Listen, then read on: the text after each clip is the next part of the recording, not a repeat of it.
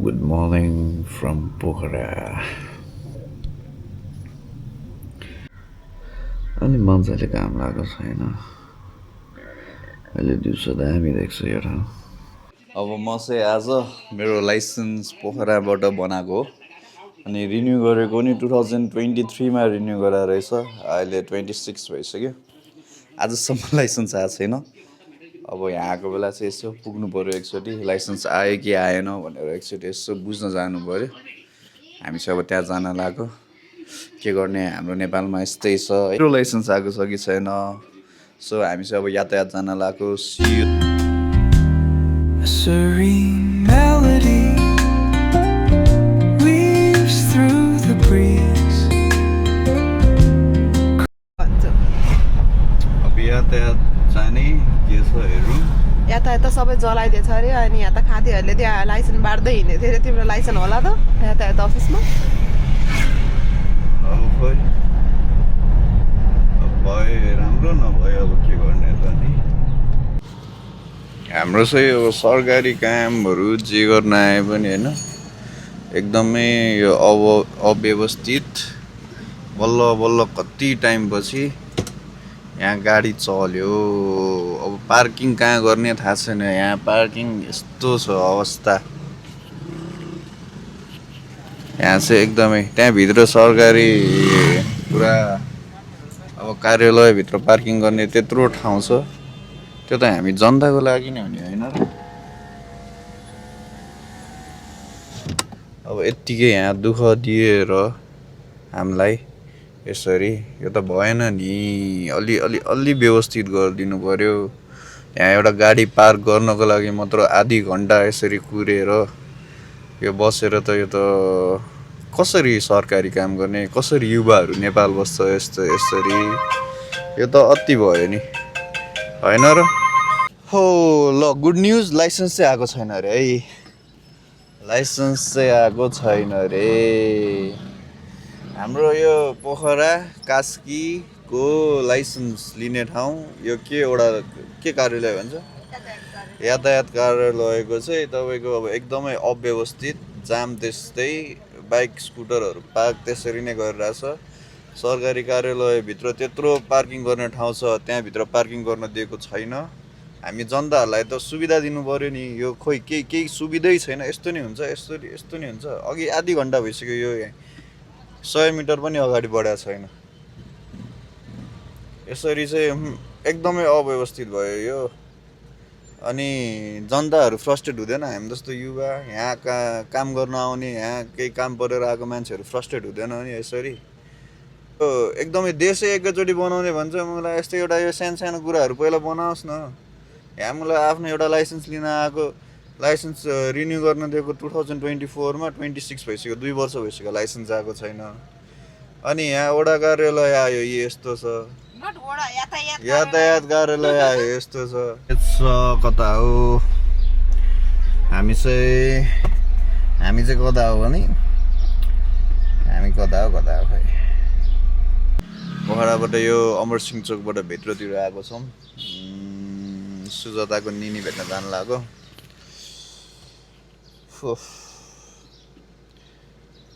यो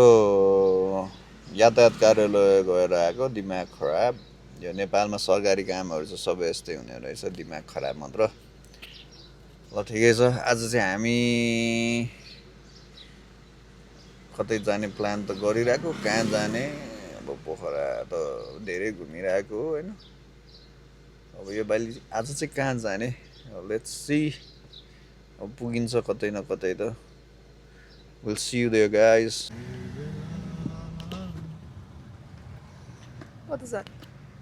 हामी खोइ तिमीले कहाँ लाने भने मलाई तिमीलाई कता जान मन लाग्छ भने खोइ त्यो बोलो त घरको कहाँनिर त्यहीँ जाने भने मैले त त्यो भन्ज्याङ भिलेज हो माथि सराङकोटमा त्यही भन्ज्याङ भिलेज रिक्स लिएर यसको पछाडि हिँड्दैछौँ आशा छ यो चाहिँ झर्नेवाला छैन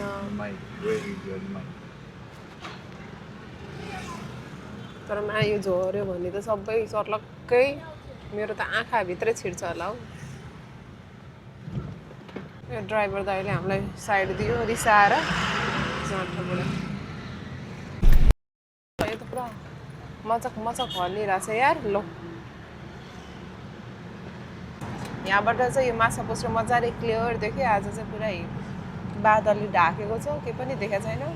बिहान पनि अलिअलि देखेको थियो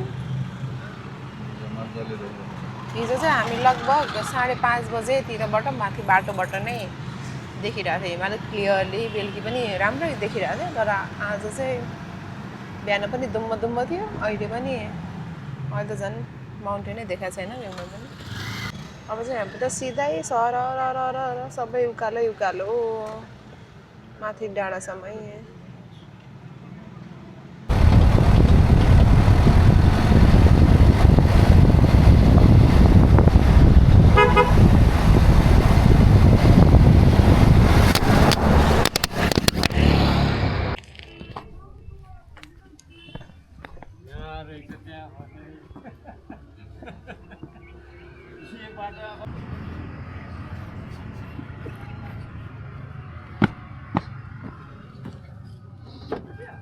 छैन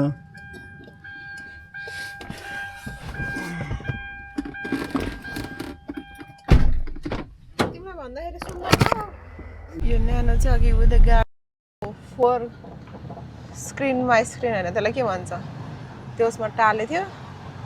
अनि नाली खस्यो टक्रक्क गरेर खसेको त थाहा पायो कता पुग्यो कता ला फुटेर चकनाचुर भयो क्या सोचेर खोज्दै गएको धन्न नालीमा भयो परेर रहेछ केही नभए रहेछ अघि नै सुरुमा भनेको मैले नगरे पी भन् अनि उसलाई चाहिँ जिन्दगीमा कहिले त्यो टर्निङमा हर्न बजाउन नि आउँदैन अनि मलाई चाहिँ जहिले डर लाग्छ कुन चाहिँ गाडीले आएर मलाई हानेर मारिदिन्छ भनेर मात्र डर लाग्छ हान्यो भने मलाई पहिला हान्छ नि हौ मन त अगाडि त छु यहाँबाट यता पो हान्छ त मलाई राम्रै छ हाम्रो भन्ज्याङ भिलेज जाने त्यही भएर सिधै जान्छौँ हामी यहाँबाट त्यो रे कस्तो राम्रो देखेको बादलबाट सर्लक्क एकछिन यहाँ साइडमा रोको त यो फोटो खिच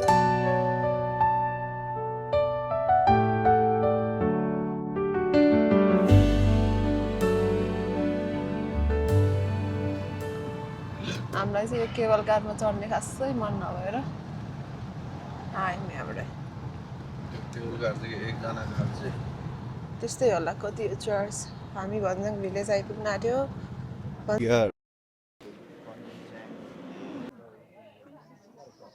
भन्ज्याङ भिलेज हो उतै अब हिमाल पनि हल्का खुलिरहेको छ sunset golden hours let's see के हुन्छ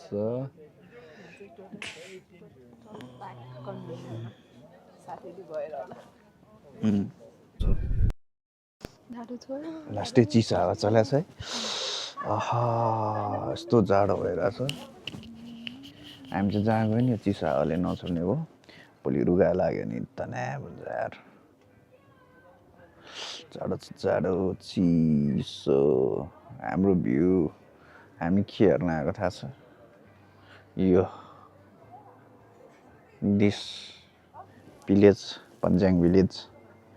कस्तो ठिकै not bad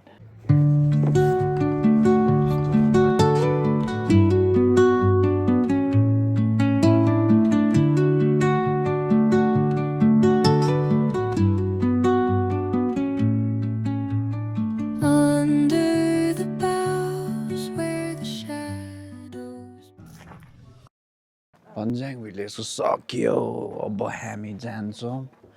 Pokhara lake side crazy gecko जाने भने होइन त कता कतै न कता होटल जाने हो ल क्रेजी गेको जाने रे यहाँ माथि त चिसो छ यो चिसो अनुसार चाहिँ मलाई होटलमा गएर टक्क एसीमा आनन्दसँग सुत्न मन छ होइन तर अब तल छ तल के छ हेरौँ तर यहाँ चाहिँ ठाउँ राम्रै रहेछ उसलाई चाहिँ अब फोटो खिचेर पुगेको छैन फोटो 1 दर्जनभन्दा बेसी फोटो खिचिसकेँ मैले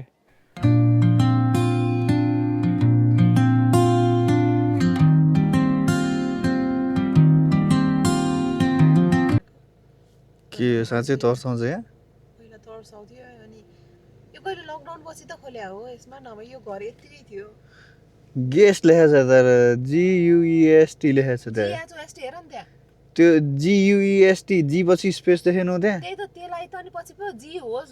गेस्ट होस् भिल्ला राखेको त नि त्यो त नभए गोस्ट थियो के यहाँ तर्साउने भएर नाम चाहिँ त्यसरी राखेको छ गोस्ट विल्ला रे ल केटाहरू यहाँ बोइज नाइट आउट हान्नु आउनु पर्यो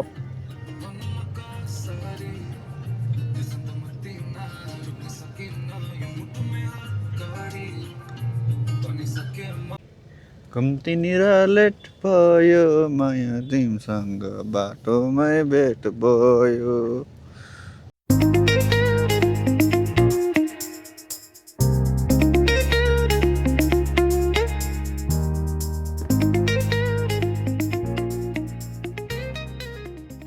हामी चाहिँ यो क्रेजी केको आएको थियौँ 9 बजे बन्द हुने रहेछ यादै भएन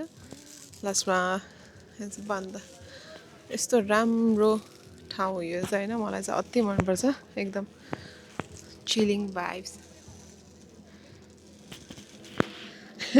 लड्ला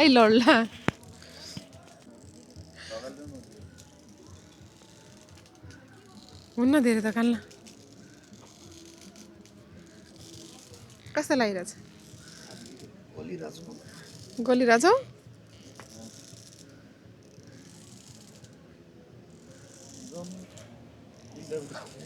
इनड्राइभ नगर्ने अब त हिँड्दै जाने हो तर ब्याड लक चाहिँ के भयो भने 9 बजे बन्द हुँदो रहेछ अब हामी यत्तिकै फर्किँदैछौँ अब हामी कता जान्छ भने मैले एकैछिन पिङ चाहिँ खेलेँ अब हामी कता जान्छौँ भने जान्छौँ कता हुन्छ अलिक पुगेर देखाउनेछौँ ल पुगेर देखाउँछौँ हामी क्रेजी केको चाहिँ 9 बजे बन्द अरे है केटाकेटीहरू सबैजनालाई हामी सब यहाँ घुम्दै लेक साइड आइपुगिसक्यौँ अब डुल्दै कता पुगिन्छ थाहा छैन लबडी कहाँ जाने हो केही छ सोच नभए त्यो जुसरी क्याफे जाम त्यसमा पनि खानेकुरा त मिठै पाउँछौँ जुसरी क्याफे त्यो दाइसँग गएर पुलबाजी खेल्ने हो क्या अलिअलि पैसा जितेर आउँछु म के छ विचार म त बबाल खेल्छु नि पुल बाजी खेल्ने कोही छ भन्दै जाने क्या मलाई चाहिँ एकदमै दामी लाग्छ पोखरा जति आइ नि पुग्दैन मजाको छ यता होइन अहिले पामेबाट उता पनि पुरा मजाको बनाइसकेछ ओए ताल चाहिँ सानो सानो बनाइरहेछ है के यो तालै सुकेको यस्तो त थिएन कहाँ आइपुग्यौँ भने मन्त्र थकाली भोक लाग्यो हामी नेपालीलाई भातै मिठो है मन्त्र थकाली